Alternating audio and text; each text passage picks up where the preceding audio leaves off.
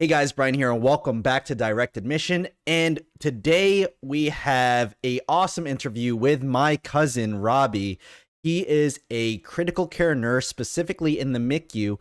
But before he went into it, he had a lot of trials and tribulations with going to nursing school, then dropping out of nursing school, then going to PA school and having some trouble with that, and then becoming an EMT, and then being lost for a little bit, and then coming back to nursing. He also goes over some tips that will help you become the best ICU nurse that you could be. And before we get into this interview, please don't forget to like, comment, and subscribe. And here we go.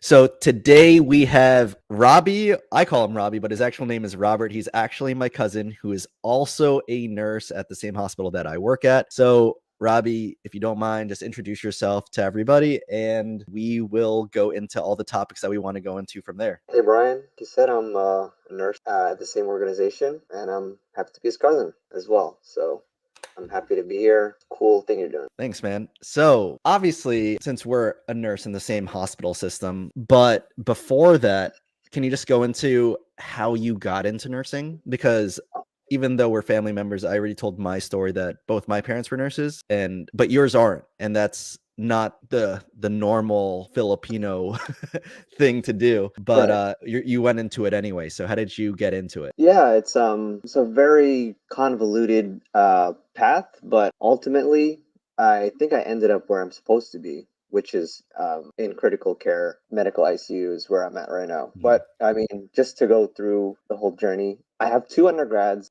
completed. My first undergrad, actually, I started as a nursing major fresh out of high school when I was 18. I went through the prereqs for nursing originally, and then when I actually got into the nursing classes, when you're like 19, you're still like a kid. At the time, I was like, not feeling this. So I ditched it and went to do pre-med, which I mean, I don't regret any of this, by the way. I Mhm. think, like I said, I think I ended up where I'm supposed to be right now. But anyways, I went to pre-med, and I ended up doing all the prereqs required for PA school. So I finished pre-med biology is the major, biology. And then I actually got into PA school. So just as an aside, a huge aspect for applying to PA school is you need clinical hours. Mhm. So for that aspect, I went and got my EMT. So I was an EMT while I was doing pre-med bio. So I was doing those two simultaneously, and that is truly when my medical career like actually started, when I started seeing patients, going to people's houses on the ambulance. That's Mhm. when I was like 20 years old. So I did that. I got my clinical hours. I got my pre-med biology major. And yeah, I applied to PA schools. I actually got in. I actually, was going through the rigorous grad school of PA school. Mhm. And it was very challenging. Someone like me, I need time to process like information. Okay. I cannot just absorb things, like absorb information, absorb like hundreds of PowerPoint slides and be able to recite it to you. I need time like for things to marinate in my head. And quite honestly, the learning curve in PA school, I think that was a little bit too fast for me Okay. at the time. Yeah. So anyways, I ended up not making it through PA school. At that point, I had to figure out what I wanted to do. I'd still had my EMT, but you wouldn't be able to make any sort of good living off of Yeah. EMT money. I'm just going to be Honest with frank. us. Everyone knows this. Yeah, Mhm. everyone knows that. I mean, I still continued to do that just to make some amount of money. But I ultimately decided, you know what? What I want to do is I want to help patients. I want to make a difference. And I want to be good at it, So at that point, I was like, all right, I want to be a nurse. Like I'm gonna put my pride aside, and I don't mean this in like, nursing was like a second degree thing or whatever, Mhm. second choice thing. But like ultimately, like what I said, what my goals were, and I had to just figure out. Like at that point, I was like kind of getting older. I need to get my career started already, get my like benefits and all that good Mhm. stuff. So I went to like an accelerated Nursing program. nursing program. Yeah, that was the best course of action at the time, considering I already had an undergrad Yeah, under my for belt. sure. You didn't want to do Um, another like 4 years of schooling when you could just do it in how much was it? Like 15 or 18 months? yeah, 2 years, 2 years. Okay. So I was able to complete that. I did well because of the PA school aspect that I had. So I had a very good understanding of like the patho and like some of the medicine side already. And then Mhm. also on the clinical side, I had tons of experience as an EMT. So like nursing school, it was still very challenging, but a lot of things made a lot more sense the second time around Mhm. compared to remember when I was 18 and started taking nursing classes. It made a lot more sense. Yeah, made the pathway easier in a Yeah. sense, even though it put you through some hardships, it became better for you. Like you said, Yeah. you ended up in a place where you're feeling comfortable and where you feel like you should be because of what you went through. That's correct. And then now that you still say you do EMT, I still see you posting that you do EMT. Is that just because you like doing it? Because you said also the pay isn't that great, but at least it's local, so you don't have to travel into the city. Is that why you would rather do that instead of like overtime? Both things are exactly right. I absolutely love it. Honestly, if it paid, I'd probably still do that. Like, I probably would not have left being an EMT if I'm being completely honest with you. It was one of my most favorite jobs. It still is one of my favorite roles that I have in my life as an EMT. But I guess like maybe that's not entirely correct. Like it gets to a certain point where you kind of level off in a way, but like the aspect of like seeing different things, like you could walk into work and you could be in like a infinite amount of situation. That's the Mhm. part that I find very addicting about EMS. But yes, I still do it because primarily I just love doing it really. And then your first unit that you were on in the hospital that we work at, what was that? So that was a med surge unit. They had some tele capability, and the way the floor was split up was kind of interesting. But like one side was they had some tele capability, one side was just straight up med surge, Med no surge, tele. of Yeah. course. And what was the reason why you left it to go to the MICU? You just wanted critical care or Yes, I always did want critical care. I did very briefly intern at another New York City area hospital in a critical care unit. I did like what I saw from like the nursing workflow and like Mhm, what type of autonomy they had. mhm. And just the level of knowledge that was used and applied. That's something I found very attractive about critical care. I mean, I like med surge to be honest with you. I mean, I really don't want to disparage like my time in med surge. The thing that was not right about med surge was just the patient ratios that we were exposed to. Of course, yeah, yeah. Yeah, That's huge. that was not fun at all. Yeah, that's like the So main reason why a lot of people leave, like any type of floor, even for me when I was on heart failure and everyone that I've met that goes through any hospital system that start with their entry level job and you have that ridiculous ratio, you don't feel like you get to care for everybody the right way and you're just yeah. going through tasks and then you're Mhm. just like, dang, what am I really doing here? That's why a lot of people leave to the ICUs or procedural areas because the ratios go from 1 to 2 or 1 to 1. In my case, 1 to 2, and I'm assuming in your case in the MICU. And you Yeah. actually feel like you're doing more as a part of the treatment team and more for the patient, which obviously makes you feel better about your job and makes you keep coming back to your job, you know? 100% agree. Yeah, what you said before is I totally agree with that about the med surge part. Like I said, I enjoyed my time in med surge when we had proper staffing, because when you have proper staffing, then you could properly care appropriately, and make them feel good. You feel good that you're Mhm. doing a good job, this and that. No one likes to know that they did a bad job at work. And I thought I did a bad job at work if I left like someone unattended for a while, because it was I had to care for like six, seven, eight, nine Patients. patients. And that's the Yeah. thing that sucks. Even though like that patient was probably the most stable one, you're also like, dang, I wonder if how good they were doing.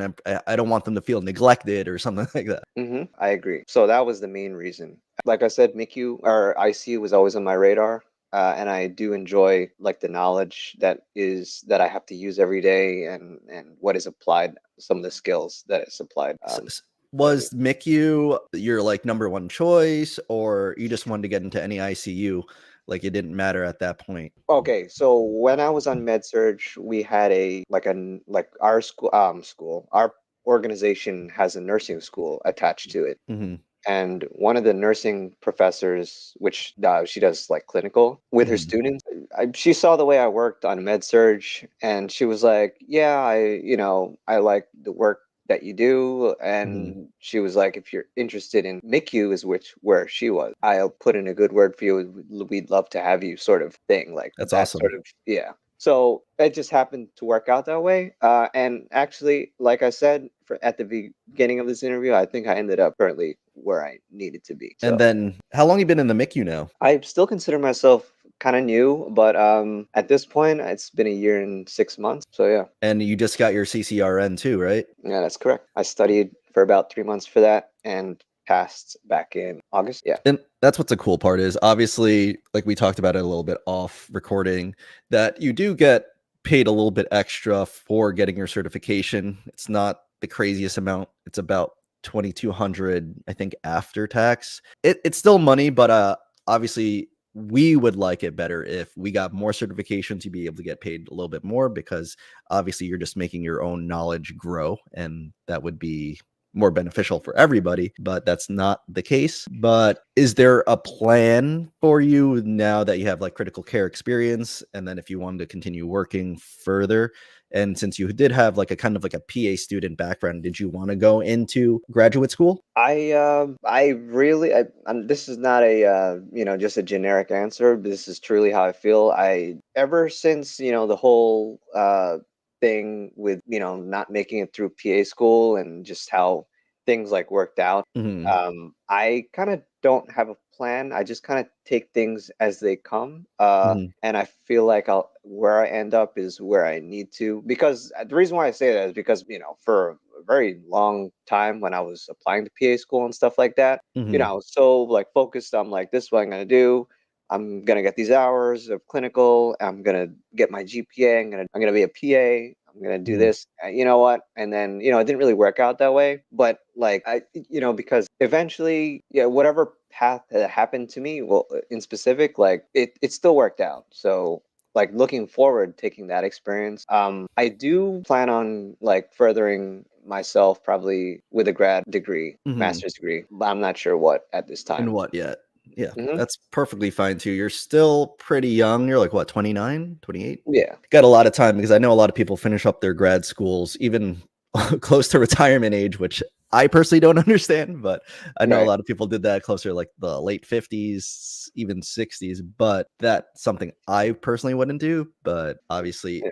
to each their own. And I do like that you're going with the flow now. You're just like whatever wherever the world takes me, that's what I'm going to do and that's the plan. Hmm. And obviously, you're still doing the EMT. Would you ever think of combining the two and doing something like flight nursing or something like that, where it's like super EMT kind of status? Where like Oh, I know like two nurses that did it and they like absolutely love it, but they went towards like the California area region where obviously you do get paid a lot more just as a nurse.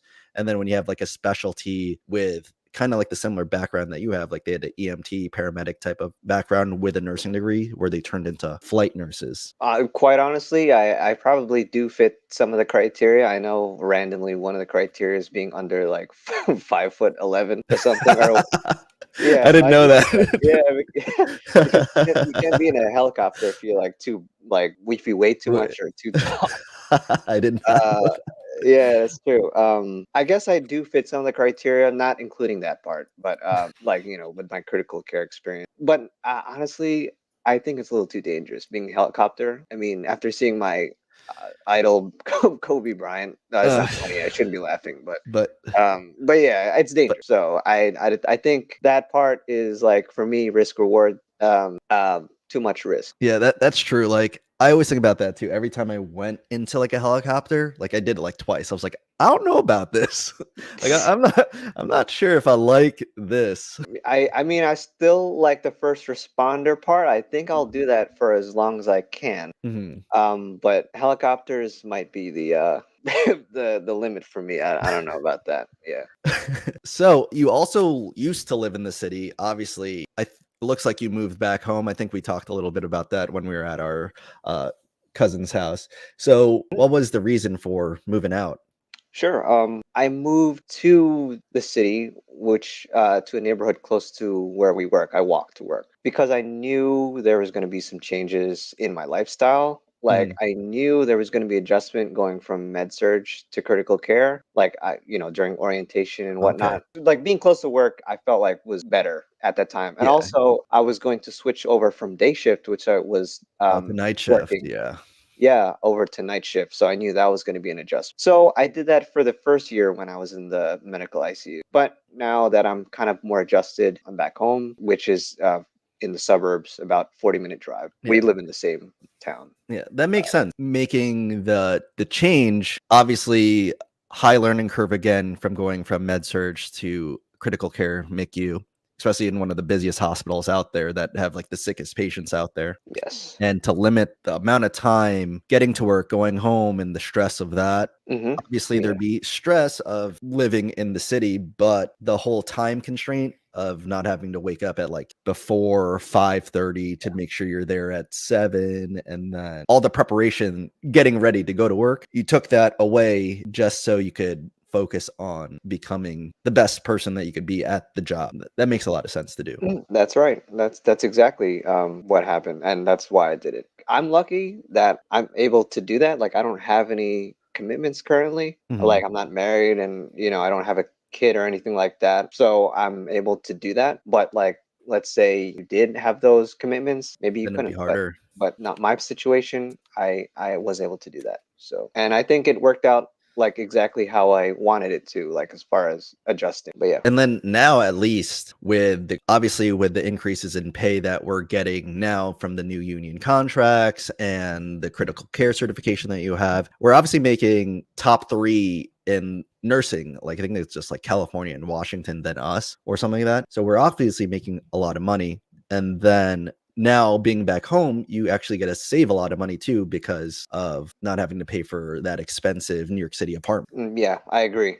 Um, it's definitely a totally different lifestyle living in the city compared to the suburbs. And I prefer You like my living situation. you like the quietness of the suburbs, right?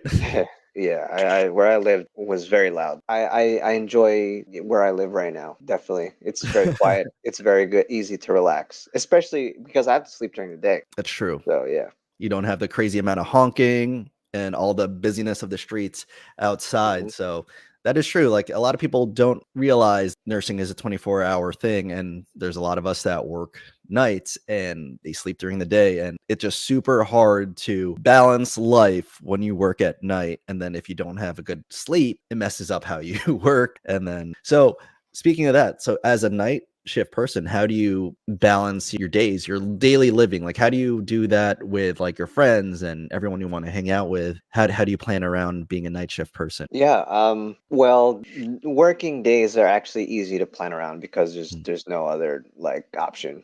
You Yeah. have to sleep during like the hours of, well, for me, usually works out to be like I sleep from like 10 a.m. to 4, Mhm. and then I get ready and whatnot and head out of my house by 5 to drive down to the city. Mhm. And then that takes like about an hour, well, less than an hour to get back. That's so work days are easy, and obviously you're not hanging out with anyone because Mhm. it's 'Cause you're at 12 work. hours. Yeah, 12-hour shifts. On my days off, I typically like to have a string of, for night shift, having a string of like 3 days off is like essential because that first day is like a wash. Like It's like a recovery day. yeah, well, it's a recovery day, but also you kind of lose that day because, like, for example, today is Sunday currently. I last worked Friday night, just looking at the Mhm. calendar here. So I worked Friday overnight. So basically, I got home Saturday Saturday morning. morning. Yeah. Yeah, and I slept until like 6 p.m. So And it's that already day, dark again. exactly, yeah. It's already dark again. But what I like to do is I like to force myself to like do at least one thing, Mhm. instead of just sitting in my bed all day because then I'll just at that point be sleeping for like 20 hours or being in my bed for 20 hours. So like Saturday, Mhm. yesterday I ended up going, like someone invited me to like a friendsgiving thing. Mhm. So I forced myself to, even though I was a little tired, I forced myself To go. to go. And that also helps like flipping me back to kind of day shift. I don't stay like on a night nocturnal schedule. That's just Yeah.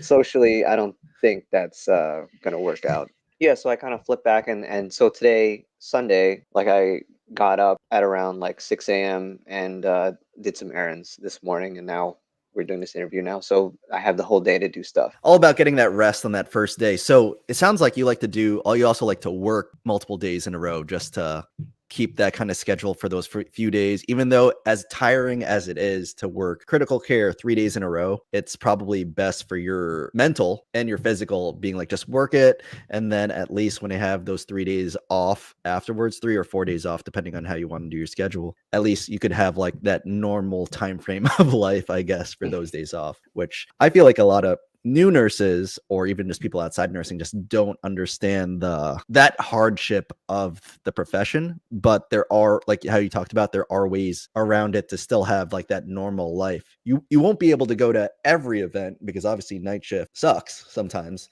Yeah. Just the timing, not necessarily job, but you pick and choose which ones you're going to work your schedule around and all that. And that's obviously one of the best things about nursing, is that the flexibility of schedule in most places that you work. Yes. And so obviously now, just to go into some personal finances of stuff, now that you're living at home, what are you doing with the money that you're making now? Because you have the experience differential now, you also have the critical care, and we are making a little bit more money. So Don't forget about night shift differential. that's true. What is that, Yeah. $5 an hour now?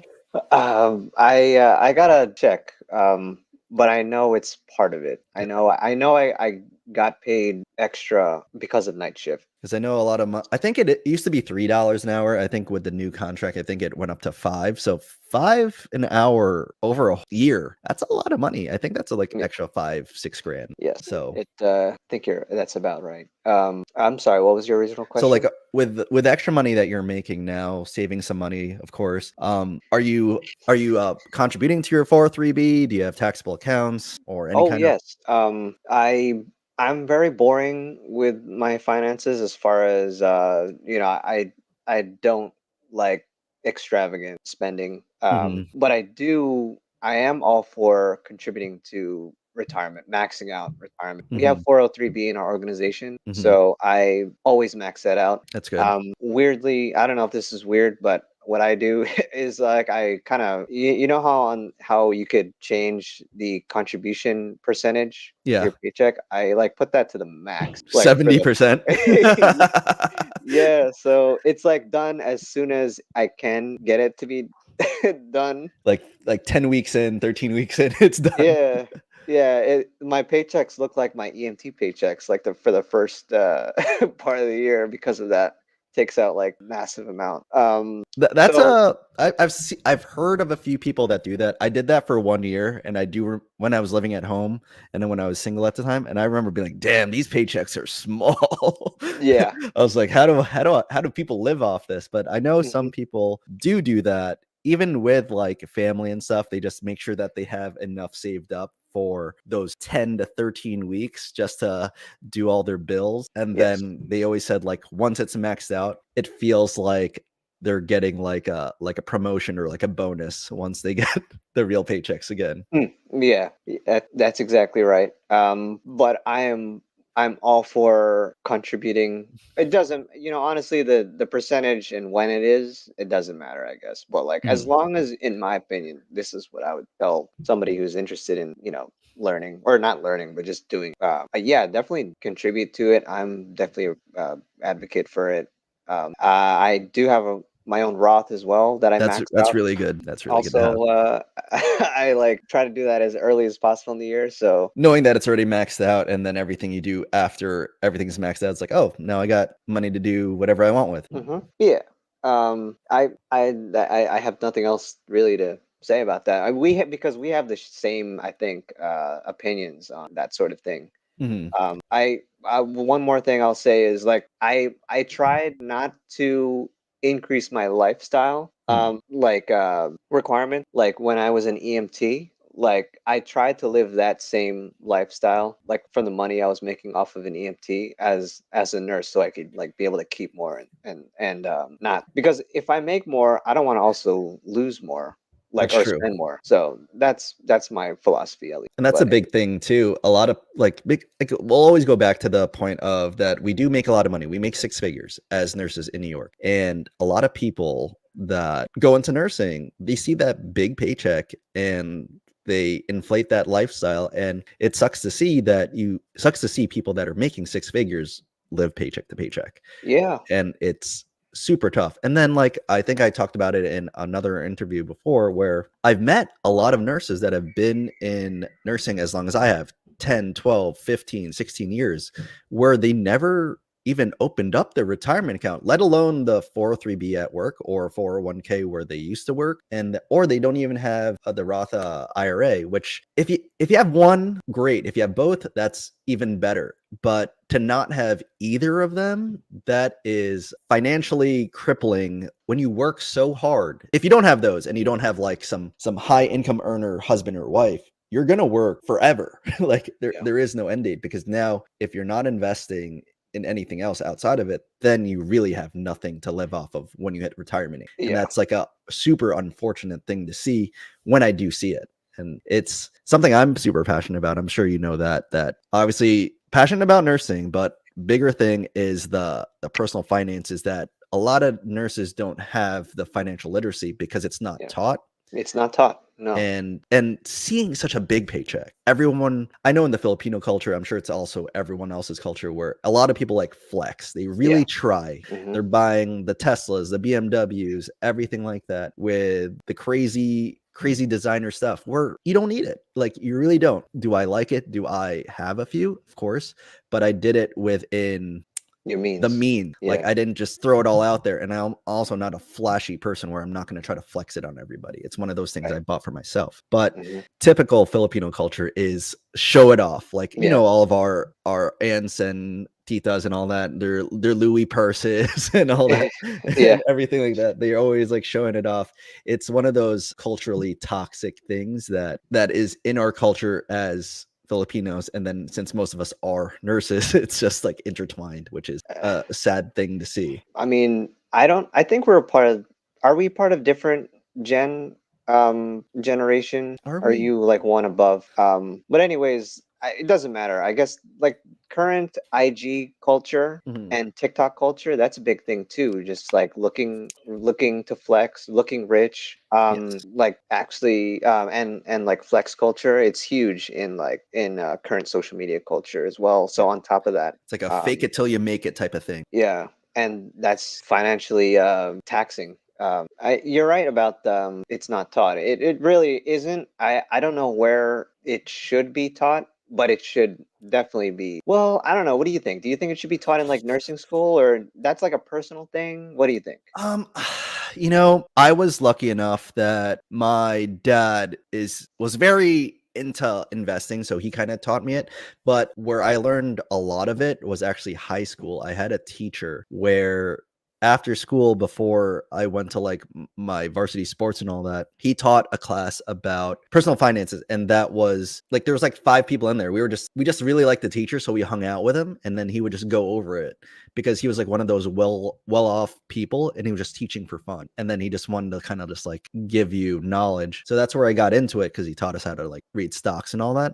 But then obviously after that, you don't really hear about it in college or anything. So when you hit the real world, it's all on you to actually learn it. And if you're not looking for ways to make more money, because obviously a lot of people are just super happy with and content with the paycheck, you're not going to look at stocks at all. You're not going to look at real estate. You're not going to look at crypto. You're not going to look at anything where you could potentially increase your wealth. So like, as much as you teach it in school, I'm not sure if anyone would actually retain it, because I could hardly remember anything in high school, let alone. Yeah, I know what you mean. Yeah. And then college, what do I still remember from there other than the basic skills I learned in nursing school? Like, all the skills I learned now that I learned on the job. So it's one of those things that I think it's on the person to learn it. And then, like, I think I talked about it in another interview, where even when we signed up for our job, we got our employment, like, to sign up for the 403b was literally a paragraph in the book from when I started. Like, it was like, oh, if you wanted to contribute, read this little paragraph and you got to sign up this way or whatever. And like no one, not even the person instructing the class, was like, hey, you guys should really do this. This is how you'll be good in the future. And I think they do that on purpose, because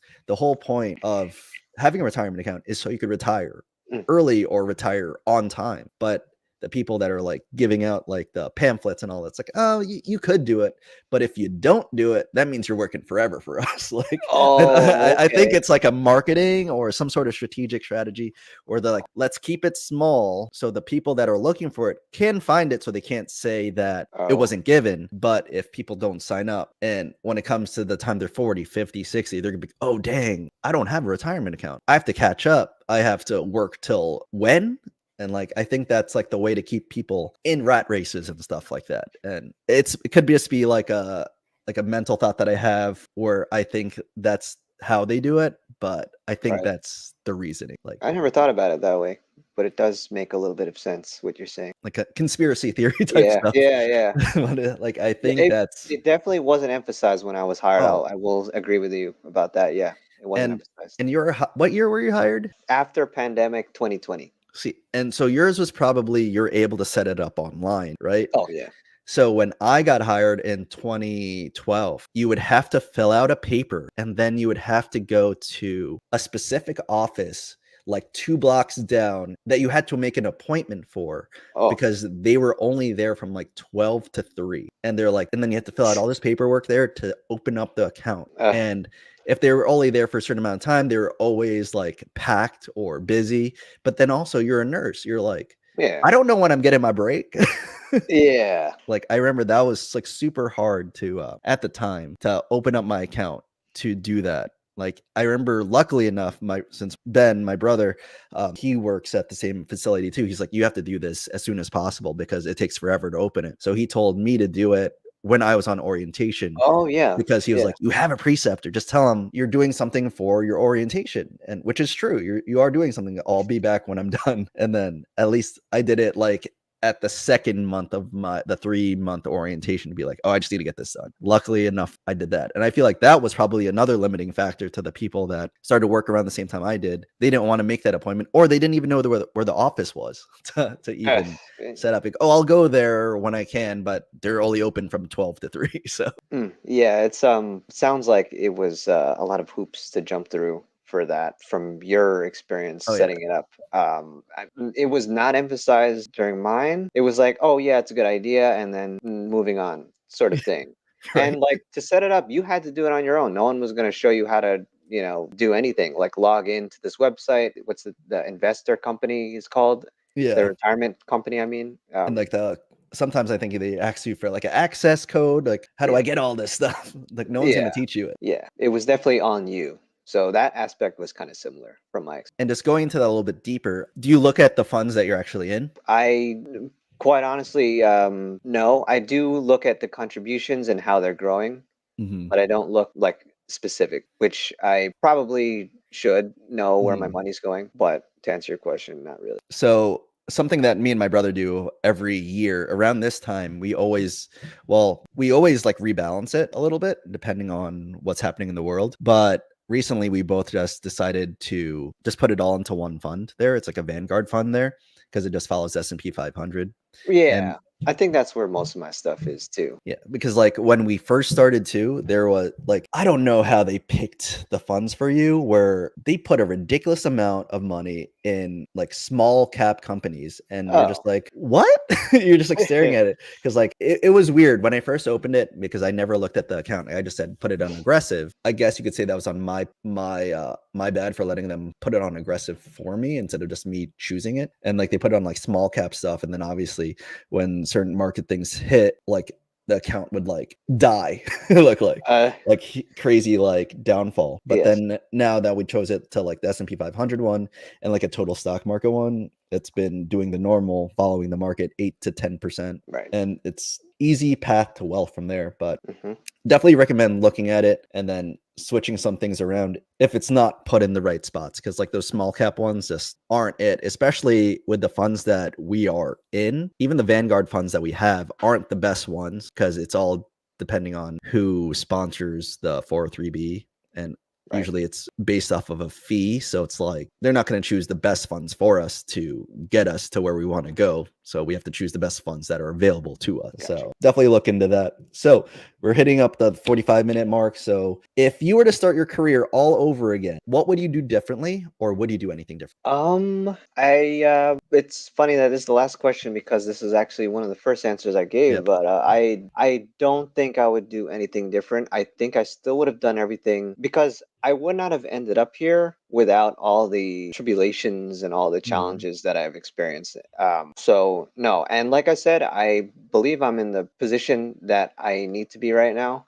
I feel like as a nurse, I view it like this, like I view nursing not exactly as a job. Like it's being a nurse is like almost like a vehicle for me to express my clinical my skills, the Mhm. things that I learn, the knowledge that I learned from school and just on the job, and also just to express my personality because Mhm. we do have to talk with patients, obviously, providers, coworkers, and I feel like nursing is the best vehicle for me to do all of those aspects together into one like little entity or whatever. So I wouldn't change it. And the last question is, what advice would you have for anyone that is wanting to become a critical care nurse? Um, it's definitely gonna be tough at first. Definitely be prepared for that. And be a professional. Like a professional has nothing to do with having a white coat or anything like that. It just means showing up on time, being ready to work, like being in a condition like you got enough sleep, you got, your head is in the right space to work and just be focused. And if you don't know something, do your due diligence, be a good professional, be a good nurse, look it up at home, and you're gonna do some not so good things, like as far as like maybe you missed something or made a little mistake. Just remember it and improve for next time. That's some great advice because like I feel like a lot of people are really scared of ICUs or critical care in general, and like you said, you just have to be prepared, and being prepared is just going to be one of the biggest things to get you into that mindset to do better, to be better. So, Mhm. and on that note, man, thanks for hanging out with me for about an hour, and then yeah, man, thanks dude. I mean, my pleasure. Thanks for having me. Of course. I'll see you around. See you, man.